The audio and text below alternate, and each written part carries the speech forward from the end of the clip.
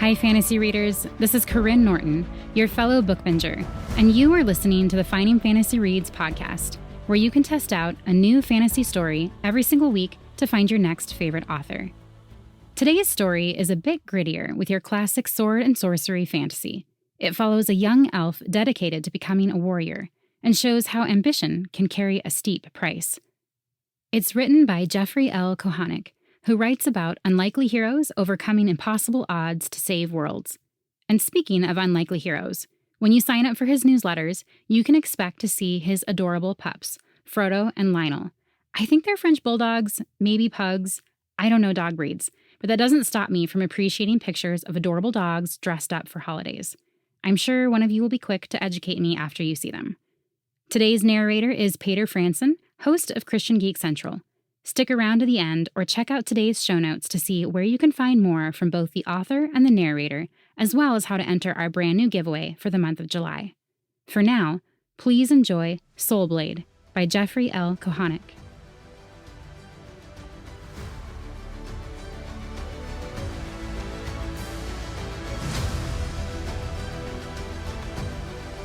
Ambition. A dull glow emitted from striations in the granite walls, painting the cavern in amber light and causing the uneven floor to cast dark shadows on each edge and recess. Natural pedestals and shelves of stone were scattered across the chamber. Upon one such shelf, 3 drow fought. Rapid clacks from wood striking wood echoed off the domed rock ceiling. Grunts and footsteps filled the gaps between blows. Per tradition, 4 drow occupied the arena, the last watching from a gallery shelf above. The warriors constantly moved about, leaping upon outcroppings, ducking into low spots, and bounding off walls, simultaneously attacking or defending strikes from an opponent. 2 leapt upon a flat shelf and clashed yet again. Tranadol's naginata whirled, its hardened shaft blocking strike after strike as Gandor forced him backward, and Lorien came at him from behind. Escaping their trap, Tranadol leapt away. He took 2 rapid steps along the wall, his horizontal body narrowly missed by Gandor's naginata sweeping beneath him. Tranadol pushed off to flip over the attacker, but his toe snagged on a rock jutting from the wall, causing him to land off balance. Unable to quickly move away, Tranadol fell to one hand, coiling to leap again. Before he could, Gandor's blade struck his leg. Pain flared as he stumbled and fell, his weapon spinning from his grip. A female voice echoed in the cavern, "Match!" Soft footsteps descended the gallery stairs, while Tranadol remained on his hands and knees, breath coming in gasps, leg throbbing. He glanced in the opposite direction, where Gandor stared in concern, and Lorien smirked. Yes, the blow to Tranadol's leg had stung and would bruise, but the sparring sheath over Gandor's blade had prevented any serious damage. The worst wound was to his pride. He had failed. Again. Juinhara addressed the victor. "Once again, well fought, applicant Gandor. Your movements are precise and efficient, little energy wasted. I will send my recommendation to Latalis Commander R.C. Aisha for you to join her squad. Prepare your things, for I believe she visits the deep within days." She gestured with a flick of her hand. "You are dismissed. Acolyte Lorien will remain while I speak with applicant Tranadol." Gandor bowed. "As you wish, Weapon Master." He met Tranadol's gaze, nodded, and turned to leave the sparring arena. As his footsteps faded, the cave fell eerily silent. "You failed again, Tranadol," said Juinhara. "I fear you may never be ready to join the Legion." Lips pressed together, Tranadol stared at the Weapon Master. "I know I can do it. Give me a little more time, and I will prove myself ready." "Your 99th name day comes soon." Frowning, Tranadol replied, "Yes, in 3 days." Juinhara nodded. "And you have yet to pass a true trial by arms." "I will continue training, even if it takes another decade." The Weapon Master shook her head. "As you know, that is not our way. If you are unable to prove yourself by your 99th name day, you cannot join the Legion. you will be forced to become a producer." Tranadol sneered. "I am not meant for such menial work." Zhuinhara's face darkened, her ashen skin taking on the shade of hot coal. "Use that tone with me again, and we will spar without sheaths. You will discover what a master Latalis can do." Fear twisted Tranadol's innards. He had been training for decades, confident in his skills, but Zhuinhara had earned her position on merit. A veteran Latalis who had survived dozens of campaigns into the deep, a third of them leading her own squadron. I cannot face her in such a manner. Shamed, he lowered his gaze, his voice becoming a whisper. "Yes, Weapon Master." "Better." She turned and walked a few strides before pausing. Over her shoulder she said, "You have 2 days. Rest and prepare. At that time, I will give you a final chance to prove yourself. With Gandor joining the legions, I have no other student at your level. Thus, you will face me and Lorien. Win, and you get your wish. Lose, and your training is over." She faded into the gloom, leaving him alone with his worries. Still in his black sparring fatigues, Tranadol climbed the curving stairs, his thoughts consumed by his dilemma. Even after decades of training and hundreds of attempts, he always failed to pass the final test that would allow his ascendance to the Legion. Since his 50th name day, he had imagined exploring the deep, discovering a previously unknown ore deposit, returning with a large catch from a hunt, becoming a hero to his people. Even after millennia, squads often discovered new tunnels and faced the horrors lurking within. Yes, some died, but those deaths were an irregular occurrence. The stairs brought him to an immense cylindrical-shaped cavern, its rocky roof many hundreds of feet above. Veins of amber pulsed on the granite walls like a heartbeat, appropriate since this was the heart of the city. A massive tower stood in the center, its dark walls marked by swirls of silver. At every level, bridges spanned the gap from the tower to the cavern walls, each leading to a dark tunnel. 64 levels, Tranadol thought. Legend said the makers had crafted Domus Argenti long ago as both a home and an homage to their god.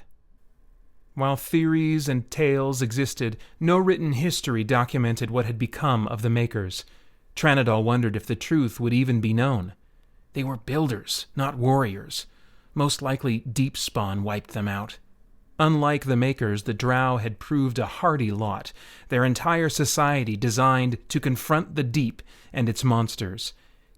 He crossed the cavern floor and passed a cluster of guards, an escort for 2 producers pushing a cart filled with red-streaked gray stone. Those red streaks are ore, Tranadol thought. No wonder it is guarded. Ore and chromium, the 2 minerals required to forge steel, were rare elements found only in the deep. Nothing held more value to the Drow. 2 males pushed the cart, teeth clenched, sweat dripping down their faces. Like Tranadol, both had ashen skin, angled eyes, and pointed ears. Unlike him, their days were filled with hard labor, their future bereft of hope, other than the rare chance one would be selected for mating. Even that would be a short-lived respite. If successful, the male might earn another chance with another mate. If not, they returned to hard labor, producing the food and raw materials needed to supply Drow society. Tranadol passed through an arched doorway thrice his height and just as wide, entering the tower proper.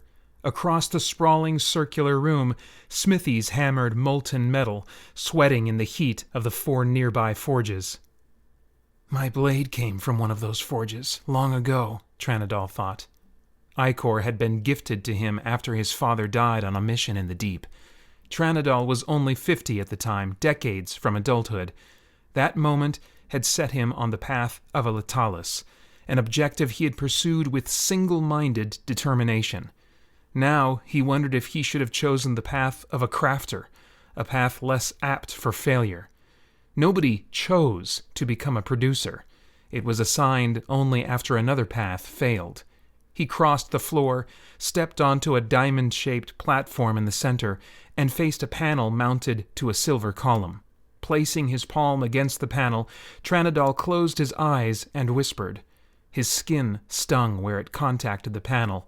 The world lurched, and he was suddenly on the 37th level, which was noticeably cooler than the first level. He removed his palm from the panel, the last of the blood leached from his palm dissipating. A corridor took him through an arched doorway and out of the tower. He then crossed a bridge spanning the gap between the tower and the outer wall, and entered a shadowy maw. It was a path few chose to tread. Most feared the singers, distrustful of their mystical arts. Those who do not understand something fear it. I wonder if that has always been the way of things. While he had reservations about singer magic, he held no such fear.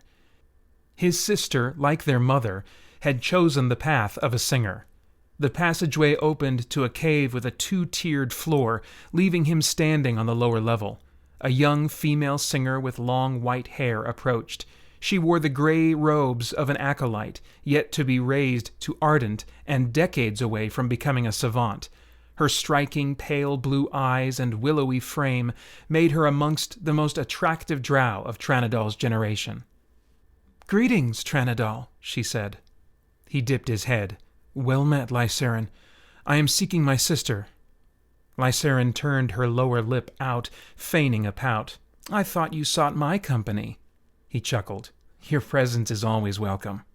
Sidling up to him, she slid her arm beneath his and pulled him close. "When I am raised and allowed to choose a mate, your name will top my list." His pulse thumped in response to her body pressed against his. Before he could reply, she added, "I just hope it happens soon, before you are promoted to Latalis and venture off into the deep." His smile slid away. She put a hand to his cheek. "I have upset you. I am sorry." He shook his head. "No, it is not you. There is something I must discuss with Lysarin."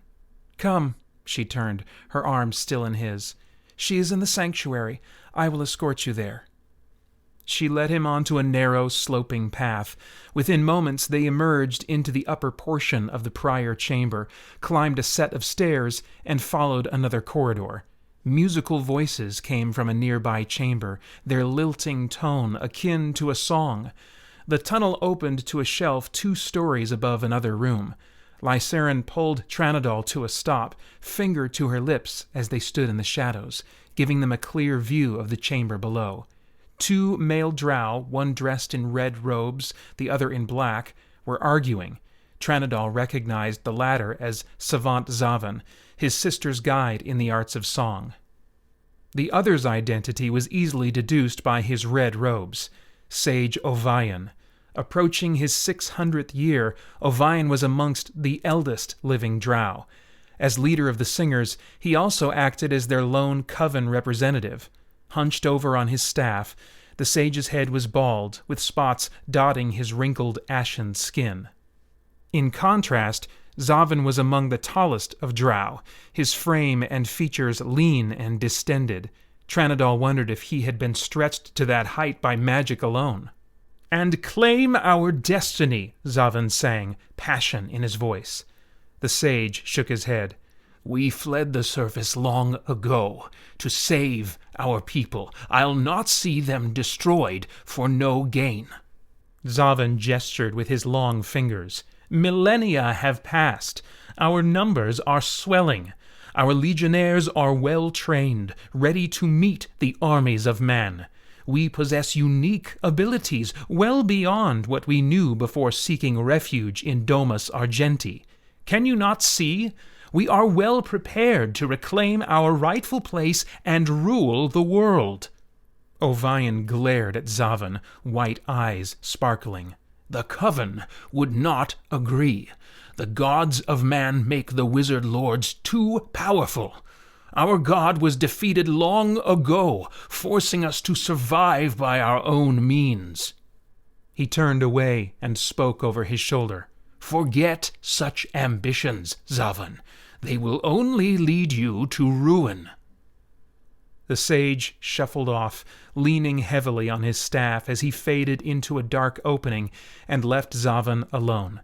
Fists clenched, the savant spun and glided down another tunnel, disappearing from view. When all fell silent, Tranadol whispered to Lysarin, "Zavan wishes us to return to the surface?"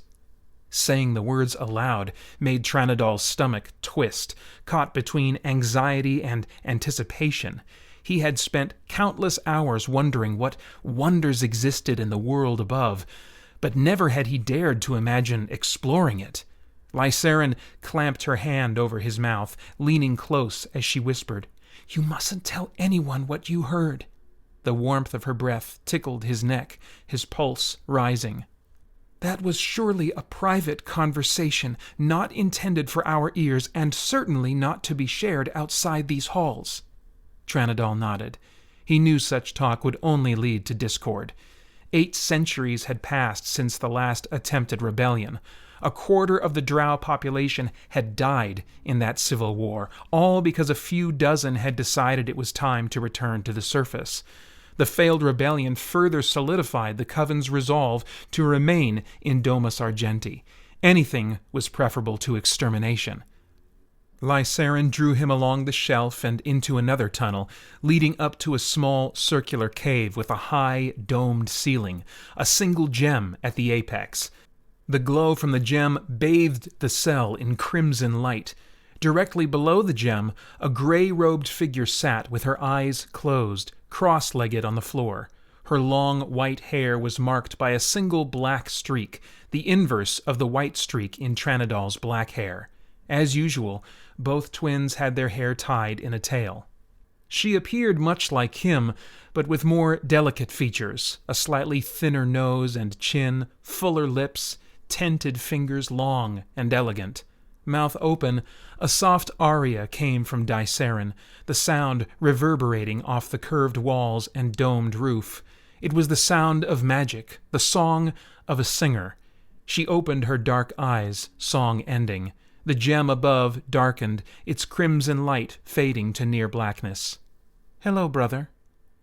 "Dysarin," he replied. "I wish to speak with you." Rising to her feet, she tilted her head. "I sense something is amiss." He glanced at his escort. "Thank you for the company, Lysarin, but I would speak to my sister in private." Lysarin unhooked her arm from his. "I understand." Softly she brushed the back of her fingers along his cheek. "I hope you find answers for whatever troubles you." She exited the sanctuary, soft footsteps fading into the gloom. "Come to my room," Dysarin said, "away from prying ears." He followed, his stomach roiling over what he was about to ask of her. Song of Shadows. Tranadol knew the request could cost him his life. While his sister had listened intently, she had only offered him a slim hope, one requiring great risk. Trailing Dysarin out of her room, he reached out and gripped her shoulder. She stopped and turned toward him. "What is it?" A glance in both directions revealed nobody in sight. Leaning close, he whispered, "Is this a good idea?" Her almond-shaped eyes narrowed. "I told you, what you ask is beyond my ability, at least as of now. Of any singer capable, Zavan is most likely to offer assistance." "You trust him?" "He is my master and a guide in the ways of song. I believe he will help you. More importantly, I am confident he will not betray you." Brow furrowed, Tranadol considered the risk. Asking his sister to defy sacred law on his behalf was one thing. Approaching a stranger was harder. "All right, I trust your guidance." It was true. Trusting Zavan was another matter. Thoughts of the overheard conversation between the singer and Ovian cast additional doubt. What if he uses me to advance his agenda? Would he turn me into the Lawkeepers, hoping to influence the Coven toward his wild plans? Tranadol did not know, and the lack of certainty left him feeling exposed. Dysarin led him up a stairwell, along a passageway, and to a closed door. Placing her hand on the door panel, she opened her mouth, a high-pitched and warbling song emerging. The air around her hand shimmered, and the door became transparent, appearing a shadow of its former state. She passed through the doorway, gesturing for him to follow. As he did, a cold sensation washed over his body, fading the instant he was beyond the doorway. The door solidified, masking the tunnel outside. They stood in a small cavern with a spout in the wall, spring water trickling into a small pool. Crossing the compact space and passing through an arched opening, Dysaren stopped a few strides into the larger neighboring chamber and bowed, Tranadol settling beside her. Seated at his desk, Zavan looked up, a frown drawing on his long face. "What is the meaning of this intrusion, Dysaren?" She stood upright. "I beg a favor, Savant Zavan." The elder singer leaned back, eyes narrowed. "In your 3 decades under my tutelage, this is a first." "Thus you know it is important to me." "Very well." "This is my brother Tranadol," she gestured toward him. "He has trained for years as a Latalis, intent on joining the Legion. His time grows short, and he has yet to pass his trial." Frowning, Zavan asked, "What would you have me do? I am not part of the Legion, nor am I able to influence their decisions." "If he can defeat Juinhara in combat, he is guaranteed entry."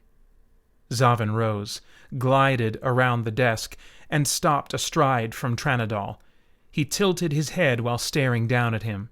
"Your skills are insufficient?" Tranadol pressed his lips together and replied in an even tone, "I am proficient at combat and a master with the Naginata." "Yet you have failed." "I have poor luck." Zavan arched a brow.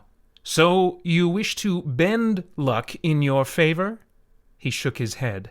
"The singers have yet to deduce a method of influencing chance." Tranadol's remaining hope began to dissipate. Dysaren asked, "Is there nothing you can do?" The tall singer's lip turned up in a smirk. "I did not say that." He looked Tranadol in the eye. "Are you prepared to make sacrifices to achieve your desire?" "I am," Tranadol said without hesitation. "Very well." Turning, Zavan crossed the room and approached a bookshelf. As he drew near, the singer emitted a low note, finger waggling, and the bookshelf rotated to reveal a hidden opening. With a gesture for them to follow, Zavan glided down the dark tunnel. Dysaren leaned close to Tranadol and whispered, "After visiting his study 1,000 times, I never suspected a passage lurked behind that shelf." "What do you think he intends of me?" "I do not know."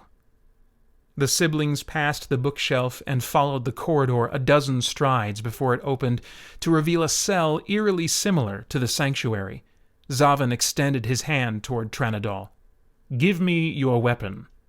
Every Latalis treated his or her Naginata as a prized possession, an extension of oneself rather than a mere instrument of war.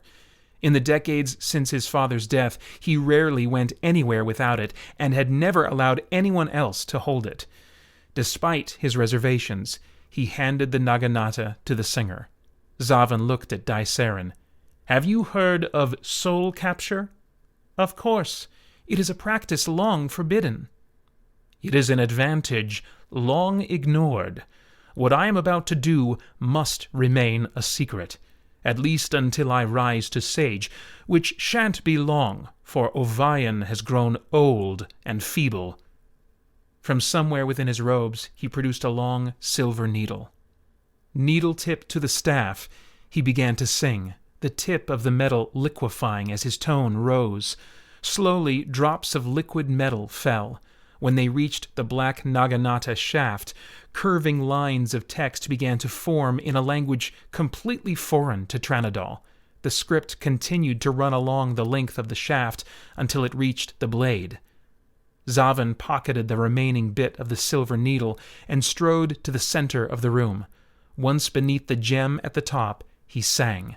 The gem began to glow brighter and brighter, its red turning to pink and then white, forcing Tranadol to shield his eyes.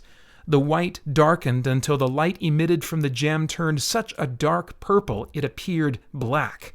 Zavan lifted Ikor up until the tip touched the gem. His tone then shifted, causing the black light to lick the blade, swirl around it, and finally sink into the metal itself. All fell quiet. The room returned to darkness, and Zavan's shoulders slumped. He turned toward Tranadol and held the Naginata toward him. "Beware," Zavan said. "The blade is forever hardened and will cut through anything, even stone." Tranadol pulled the Naginata close and noted odd symbols etched in the metal. "How will that help me?" "You know the name Arciatia?" "Of course. She is a legend among the Latalis." "She has achieved such status by wielding a weapon enhanced by the same spell." Tranadol looked down at the weapon in his hands, the etched symbols in the metal now taking on a new meaning. "What will happen?" "The sparring sheath will fail. Whatever your blade meets will be cut, be it metal, flesh, or the hardened shaft of your opponent." Zavan drew a deep breath. "What you do to defeat your opponent is now up to you. I have merely given you the tool. You must choose how you wield it." Soul Magic. Anticipation hung in the air as the sparring arena gallery shelf filled with drow eager to watch Tranadol's duel, among them his sister and Zavan. Word had spread that Tranadol would face Juinhara in his last chance to prove his worth, a final duel to decide his fate. With his future at stake, anxiety thrummed through Tranadol's veins even before discovering he had an audience. The additional witnesses only made his anxiety worse. Standing upon a 5-foot-tall column in the middle of the sparring arena, Tranadol peered down at the weapon in his hands. Silvery scrawl reflected light as he rotated it, reminding him again of the enchantment Zavan had gifted Ikor. As with any duel, a sheath covered the sharpened edge of his blade, masking it from view. Zavan's statement replayed in his head once again. "The sparring sheath will fail." Concern dragged at his determination, threatening to cast his future in doubt. "I will win. I will not become a producer. I am above such things." With that thought fixed firmly in his head, resolve fortified, he prepared himself to fight. As he lifted his gaze, Juinhara crossed the floor and effortlessly leapt upon another pedestal 10 strides from where he stood. To her right, Lorien stood ready, Naginata in hand, blade covered. Juinhara asked, "Are you prepared to fight, applicant Tranadol?" He nodded. "I am." "When we begin, the fight will continue until Lorien and I are both given a lethal blow, or you have been hit just once. Remember, the deep is filled with horrors that kill with but a touch. You cannot survive as a Latalis unless you can prove yourself." "I understand." "The moment you leave your pedestal, we will attack." Tranadol gripped his Naginata with both hands, set his jaw, and prepared himself. All fell quiet, the crowd fading into the background as the thumping of his heart filled his ears. Leaping, he landed on a platform 5 strides away, creating distance between himself and Juinhara. As expected, Lorien attacked, thrusting his staff toward Tranadol, who nimbly twisted out of the way. With an upswing, he knocked his opponent's shaft away and leapt again, flipping through the air as Juinhara's Naginata swept below him. He landed on the arena floor and darted away, his opponents giving chase. Tranadol rounded a tall pedestal, briefly blocking him from view. He stopped short and leapt high, backflipping upon the pedestal, his Naginata flying toward Lorien's chest. At the last moment, Lorien dodged, the butt of Tranadol's weapon clipping his shoulder. The impact, coupled with Lorien's momentum, sent him spinning to the ground. Juinhara, rising up quickly, leapt, blade end slashing toward Tranadol in a wide arc aimed at his exposed flank. Expecting it, Tranadol had already stepped off the pedestal edge, gravity taking him below the path of her weapon. He landed on the arena floor and darted off, racing between pillars, pedestals, and rock shelves before reaching a set of stairs that rose to a dais. He ran up a full flight, stopping at the top, Naginata ready. Lorien rushed him. Lunging, Tranadol thrust the butt end of his weapon toward Lorien, who dove sideways and landed a few strides away, rolling across the dais before coming up in a crouch. He then swiped his blade in a broad arc, trapping Tranadol between the stairs and a wall. Climbing the staircase, Zhuinhara planted the butt of her shaft and leapt, vaulting herself, weapon whirling in a downward strike, straight toward Tranadol, forcing him to block lest he be sliced in two. Bracing himself, Tranadol met the mighty blow. The shafts struck with a loud clack, hers sliding off as she continued past him. He spun, blade end coming around as she landed, but Zhuinhara was ready, her Naginata held upright to block the attack. When Tranadol's blade met her shaft, the unimaginable happened. The edge tore through the sheath, cleaved through the other weapon, and sliced across Zhuinhara's midriff. Jaw gaping, she staggered backward, reaching for her stomach as a crimson streak appeared on her ashen skin, exposed by the slice in her fatigues. Shocked himself, Tranadol lowered his Naginata, regret flooding in. Rather than attack him, Lorien ran to Zhuinhara's side. Tranadol's Naginata suddenly darkened, a near-black light arcing from it to Zhuinhara. She stiffened, eyes bulging, jaw dropped in a silent scream, and then collapsed. The dark light snapped back into Icor. A voice rose within Tranadol's mind, screaming for blood. It roared, his vision reddening, raw hatred filling him.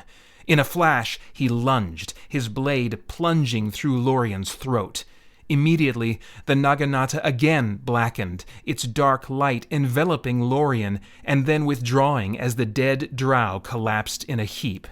Power, raw and unbridled, hummed through Icor, filling Tranadol with rage. He raised it into the air, lifted his head, and bellowed. His voice trembled with energy, the cry lasting for a time before waning. He lowered the weapon and looked upon his foes. The rage subsided, replaced by horror. Both bodies were withered, appearing dead for ages rather than seconds. Lorien's throat was torn open, Zhuinhara's torso eviscerated. "What have I done?" His own voice sounded distant, as though he was trapped in a dream turned nightmare. He then recalled the crowd in the gallery. Turning, he found Zavan standing beside Daisarin, the savant's face emotionless, while his sister's eyes filled with tears, and her hands covered her mouth.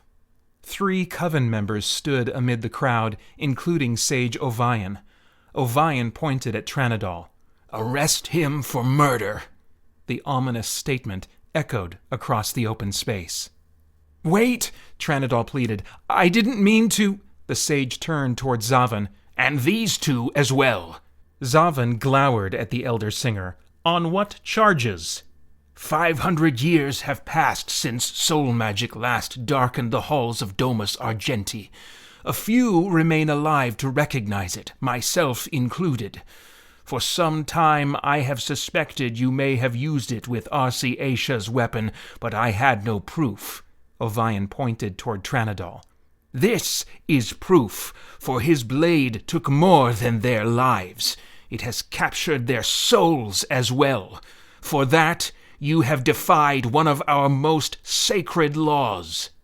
Tranadol looked down at his Naginata, humming as if alive. Guards poured into the arena, some clustering around Zavan and Daisarin, the rest around Tranadol. He fell to his knees and stared into space, knowing his life was ruined. His selfish ambition had cost him everything. Perhaps worse, he had destroyed his sister's life as well. Banished. Shackles on his wrists, chin to his chest, and eyes closed, Tranadol floated in a void, his mind elsewhere. The trial against him, his sister, Zavan, and Arciatia proceeded with one accusation after another, culminating in claims of an alarming conspiracy, which drew Tranadol from his cloud of melancholy. He raised his head, opened his eyes, and faced the coven. Sage Ovion stood nearby, speaking to members, relaying the case against the accused. Zavan sought to lead a rebellion with plans to take my place as sage. Once a member of the coven, he planned to return to the surface world, intent on waging war upon the humans. Ovion grimaced at Zavan, who stood between Tranadol and Arciatia. He forgets that the last war against the humans and their wizard lords nearly exterminated our race. Prydean, the Legion chieftain, asked, I understand Zavan is a highly skilled singer, but how could he hope to rebel against our established laws? What some of us witnessed yesterday was magic most foul, long forbidden for good reason. Ovion pointed toward Tranadol. This Letalis applicant murdered Weapon Master Zwinhara and Acolyte Lorien during a sparring match. When this occurred, his Naginata not only took their lives, but also captured their souls, leaving their corpses nothing but withered husks. Mutters ran through the crowd. Zavan sought to use soul magic to back his rebellion. By creating weapons able to capture the souls of others, any warrior wielding such a tool would possess frightening power. Arciatia and Tranadol were just the beginning of such a plan. Prydean's gaze shifted to Zavan. What have you to say, Savant? In his musical voice, Zavan said, While I had no designs toward a rebellion, the rest is true. In my studies, I have determined soul capture gives the drow a significant advantage, enabling our warriors to boost their abilities with the souls of our enemies. Each enemy we kill would make us stronger and help us overcome the humans' far superior numbers. He took a step closer to the coven, gaze intense. We have hidden in this maker-abandoned warren for millennia, but our rightful place is upon a throne, ruling over the world as we once did. Until the new gods arose and gifted humans with their power, the drow were supreme, despite the humans' near-endless numbers. We may still be few, but we are mighty. With your commitment and the backing of soul magic, we could rule again. The coven members looked at each other, some frowning, a few stroking their chins in thought. Ovion stood before Zavan and sneered. See? Savant Zavan does not deny his foul deeds. To listen to his ambition is to bend to evil, for soul magic is a scourge, binding the souls of victims for eternity. What of Zwinhara? What of Acolyte Lorien? Both are now forever trapped, never to advance to the afterlife. It is unthinkable that anyone would condemn our own people to such a fate. Ovion spun toward Zavan. In addition, you underestimate the scope of the magic humans possess. So long as men wield the power of a god, the drow would be fools to face them. Prydean nodded. I see no fault in Sage Ovion's logic. The case against Zavan and his cohorts is clear. Zavan admitted his own guilt, regardless of his intentions. So long as soul magic remains forbidden, any use of it by singer or otherwise must be addressed in a harsh and decisive manner. All those who declare the accused guilty say aye. The others chimed in, each declaring guilt, sealing Tranadol's fate. Leaning on his staff, Ovion nodded. The crime is confirmed, guilt validated. Only the punishment remains. What say those in the coven? Rubbing his jaw, Prydean suggested, While execution is warranted, perhaps we should consider another path. Such as? Ovion asked.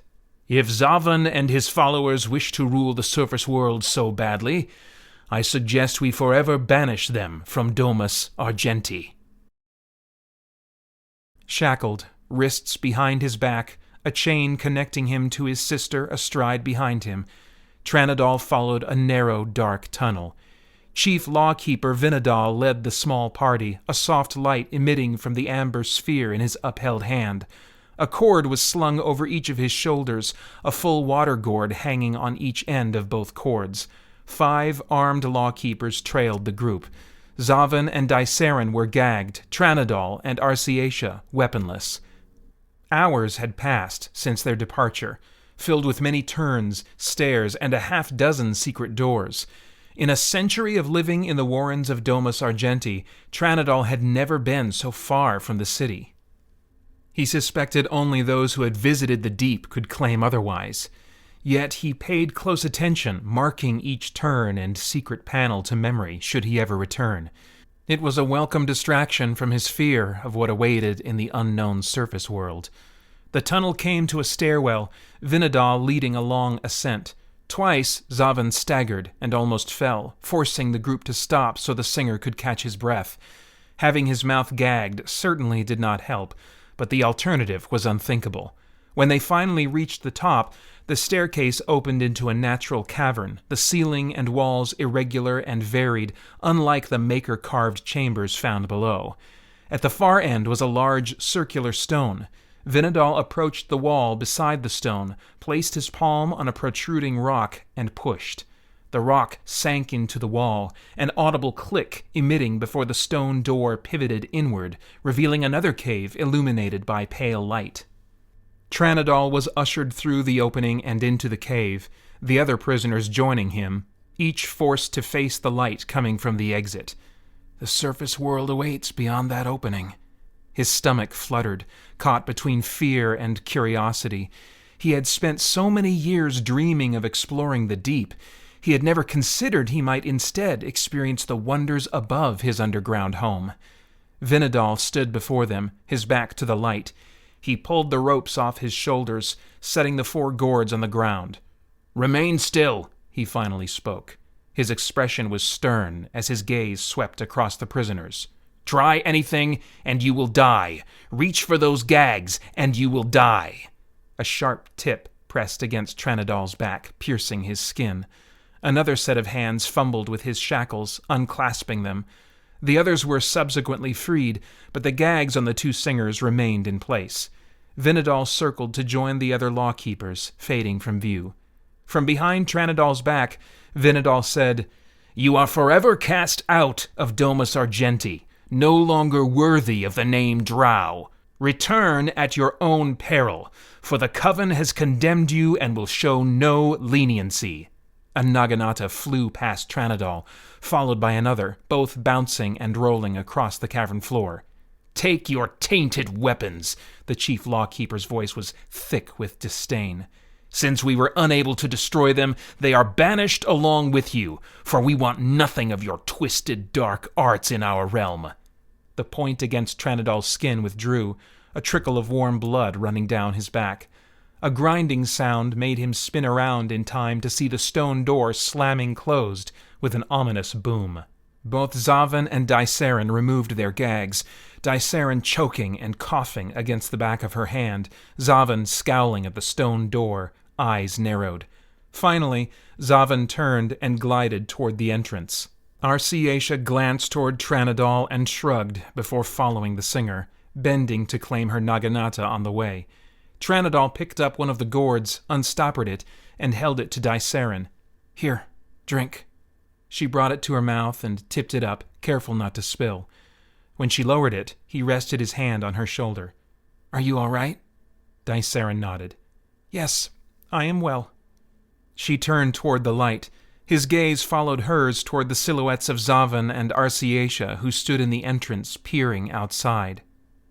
"Come," said Tranadol as he scooped up ichor. It felt good to have the Naginata in his hand, the hum of the souls within calling for him to fight. Ignoring that call, he led his sister out of the cave, squinting as he walked past Zavan and caught his first glimpse of the outside world. A bright globe of light shone down from his right, while thousands of tiny lights dotted the boundless sky. It felt bizarre and disorienting to have so much openness above him. They stood on a barren mountainside, the air cool but not cold. Far below was water, seemingly endless. Hundreds of small islands jutted up above the surface for as far as Tranadol could see. Dysaren stopped beside him. "It is so expansive." Zavan stood on Tranadol's other side. "This is but the tiniest slice of the surface world. Somewhere out there are cities many times the size of Domus Argenti. Seas, forests, mountains, and rivers are but a few of the world's many land types. Ore is plentiful, steel, common, gold, countless gems, animals, crops, and many more resources await." The singer's musical tone made the prospects appealing, stirring something inside Tranadol. The shadow of shame seemed to fade, burnt away by the light of the bright object in the sky. He peered up at it and frowned. "While the sun is bright, the legends always said it hurt to look at it, yet I can do so with little pain. Perhaps our eyes have changed." His sister snorted.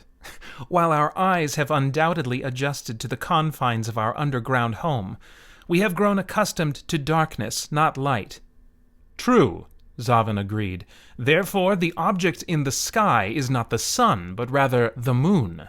He gestured toward the cavern. "Tranadol and Arciatia are strongest and will carry the water.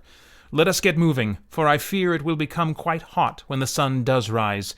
We will travel at night and find refuge during the day." "Where will we go?" Tranadol asked. "I do not know," said the singer. "Not yet. However, we go with an objective in mind." Dysaren nodded. "We must discover a means to weaken man, something we can prove to the Coven." "Precisely," Zavan nodded. "When we do, the Drow will return and reclaim their rightful place." "Which is?" Arciatia asked. Zavan smiled. "We Dark Elves were meant to rule the world."